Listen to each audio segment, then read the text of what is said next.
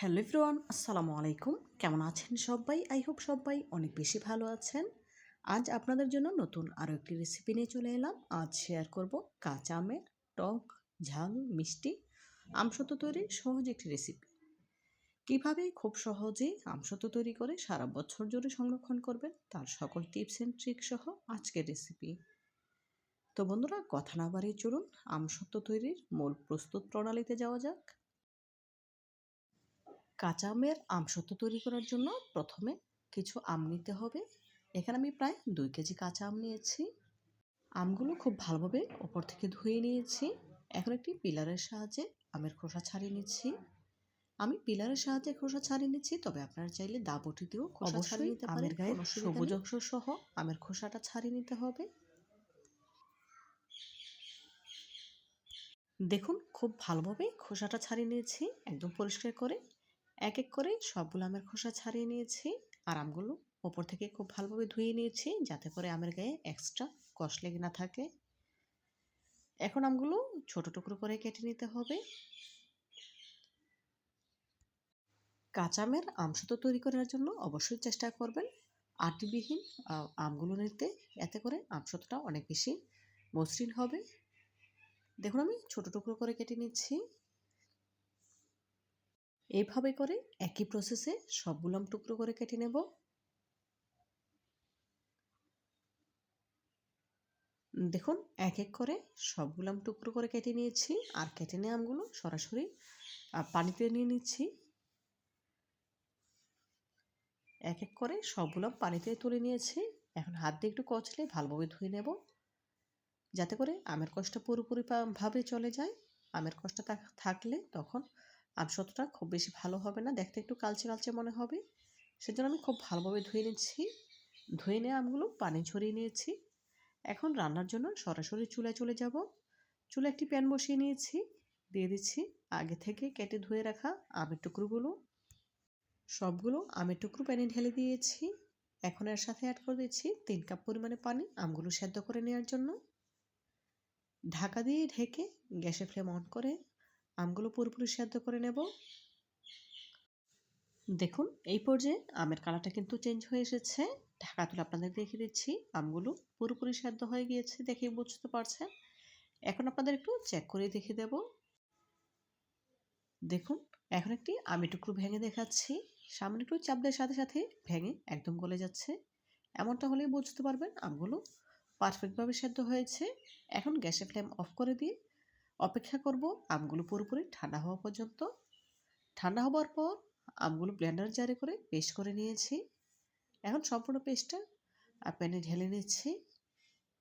সম্পূর্ণ আমের পেস্ট ঢেলে নেওয়ার পর এখন এর সাথে অ্যাড করে দিয়েছি মেজারমেন্ট কাপের 1 কাপ চিনি, হাফ চা চামচ লবণ। নেড়ে চেড়ে খুব ভালোভাবে মিশিয়ে নেব।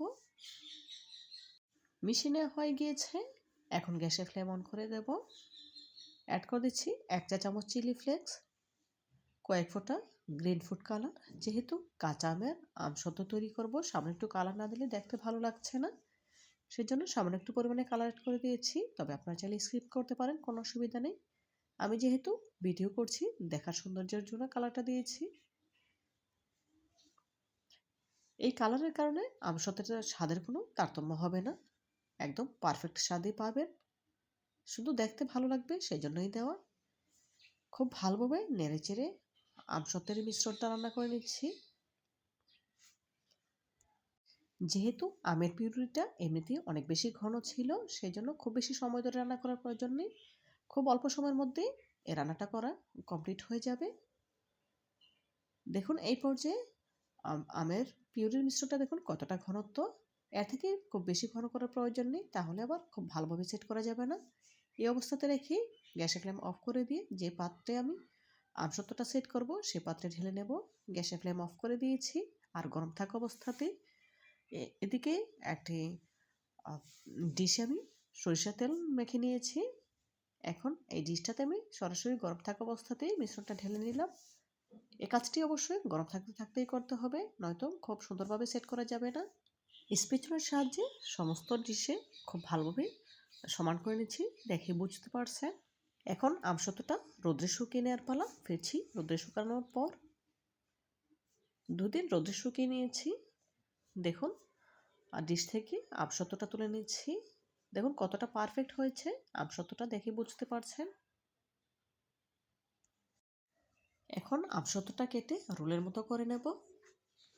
চাকুর সাহায্যে লম্বাটে করে কেটে নিচ্ছি। যেহেতু রোলের মতো করব, সেজন্য একটু চ্যাপ্টা রেখেই কাটতে হবে। তবে আপনারা চাইলে ম্যাঙ্গো বারের মতো শেপ দিয়েও কেটে নিতে পারেন, কোনো অসুবিধা নেই। দেখুন আমসত্ত্বটা কতটা চকচকে হয়েছে, দেখে নিশ্চয়ই বুঝতে পারছেন। এখন এই আমসত্ত্বটাকে রোলের মতো করে নেব। আমসত্ত্বটা একটু পেঁচিয়ে পেঁচিয়ে রোলের মতো করে নিচ্ছি। আসলে কাজটা আমি কীভাবে করে নিচ্ছি দেখেই বুঝে নিতে হবে, বলে বোঝানোর কিছু নেই। দেখুন একটি রোল তৈরি করে নিয়েছি, এভাবে করে বাকিগুলো রোল করে নেব। এক এক করে সবগুলো আমসত্ত্ব রোল করে নিয়েছি, আর কিছু নিয়েছি ম্যাঙ্গো বারের মতো শেপ দিয়ে কেটে। মাশাআল্লাহ, দেখুন কাঁচা আমের আমসত্ত্ব দেখতে কতটা সুন্দর এবং লোভনীয় লাগছে। দেখতে যতটা সুন্দর হয়েছে, খেতে তার থেকেও অনেক বেশি মজার।